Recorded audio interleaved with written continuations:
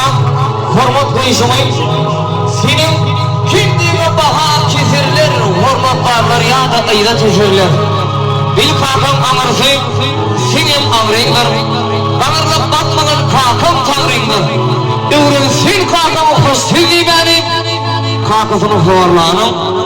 olmaz imanı erkediyanım olsam bu demeyim asmanı boğazsın sen ama buluk asmağı yadıklımın ağatmın onun kumusun atan aktır kakam oğlusun kakam her parda kanun hükümdür şaha sıklan şahan kakam hükümdür diye onda yürüytüm verdi anam hormatına dua etmeye yazındım kişilikte sevada dayandım bulunsun ağabeyim bulunma kişilikte sevada dayandım bulunsun ağabeyim bulunma kakansa sevada duvarsa kakansa sikmi padi olmazsa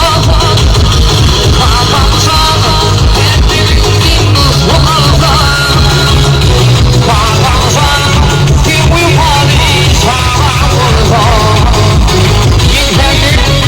yıkak geçer kakam başını sıkamasa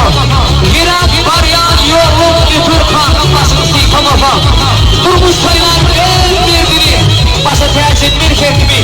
elini götürmez derdini kakam başını sıkamasa kakam başını sıkamasa canına sağ olsun iyilikle iyilik sevgilim ömrümün